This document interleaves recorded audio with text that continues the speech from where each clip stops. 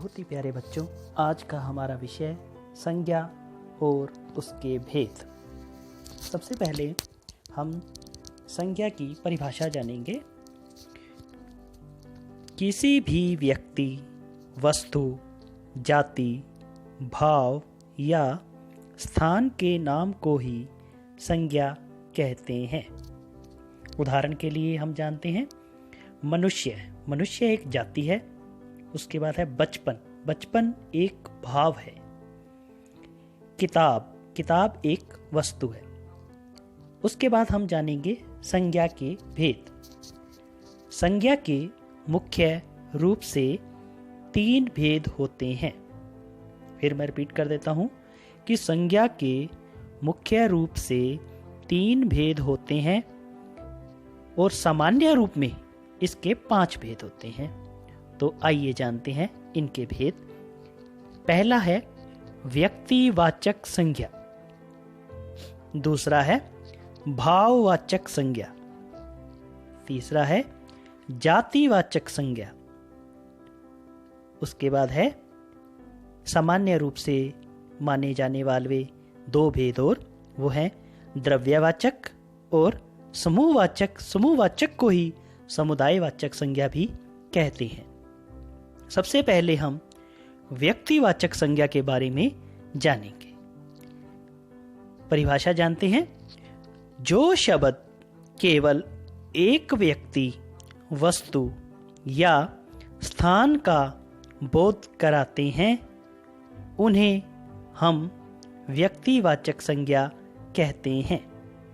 जैसे भारत स्थान का नाम है, साइकिल एक वस्तु का नाम है, महात्मा गांधी एक व्यक्ति का नाम है। तो इस तरह व्यक्तिवाचक की पहचान है। फिर से मैं परिभाषा आपको बता दूं।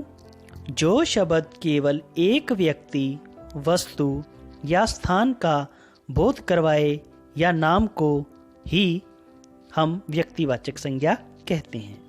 उसके बाद हमारा दूसरा है जातिवाचक संज्ञा। जो शब्द किसी व्यक्ति, वस्तु या स्थान की संपूर्ण जाति, मतलब सभी का, पूरे ग्रुप का, संपूर्ण जाति का बोध कराते हैं उन्हें हम जातिवाचक संज्ञा कहते हैं। उदाहरण के लिए जैसे आजकल बहुत प्रचलित है मोबाइल अब नोकिया का भी हो सकता है, सैमसंग का भी हो सकता है और किसी अन्य कंपनी का भी हो सकता है। तो इसलिए मोबाइल एक वस्तु है और एक ग्रुप, समूह का नाम है। उसके बाद गांव कोई भी हो सकता है। किसी भी गांव के लिए हम गांव का शब्द प्रयोग करते हैं। इसमें सभी गांव आ जाते हैं। उसके बाद आदमी जाति हो गई, पूरी जाति के लिए प्रयोग किया गया। तो फिर से हम परिभाषा को समझे कि जो शब्द किसी व्यक्ति, स्थान, वस्तु की पूर्ण जाति यानी संपूर्ण जाति का बोध करवाए उसे हम जातिवाचक संज्ञा कहते हैं। उसके बाद एक और अन्य उदाहरण जान लेते हैं। स्कूल में बच्चे पढ़ते हैं, पेड़ों पर पक्षी बैठे हैं। इन वाक्यों में आप देखिए कि बच्चे, पक्षी ये सब जातिवाचक के लिए प्रयोग किए गए हैं। उसके बाद हमारा अगला तीसरा महत्वपूर्ण है भाववाचक संज्ञा। जो शब्द किसी चीज या पदार्थ की अवस्था, दशा या भाव का बोध कराते हैं उन शब्दों को भाववाचक संज्ञा कहते हैं। उदाहरण के लिए जैसे बुढ़ापा, बचपन, गर्मी, सर्दी आदि। फिर से आप समझ लीजिए कि भाव वो हैं जो हम महसूस करते हैं। गर्मी, सर्दी, मीठा, खट्टा ऐसे शब्द जो हमें पता चलते हैं उन्हें हम भाववाचक संज्ञा कहते हैं। भाववाचक संज्ञा के कुछ अन्य उदाहरण भी ले लेते हैं। लगातार परिश्रम करने से ही सफलता मिलती है। अब परिश्रम करेंगे तभी सफलता मिलेगी।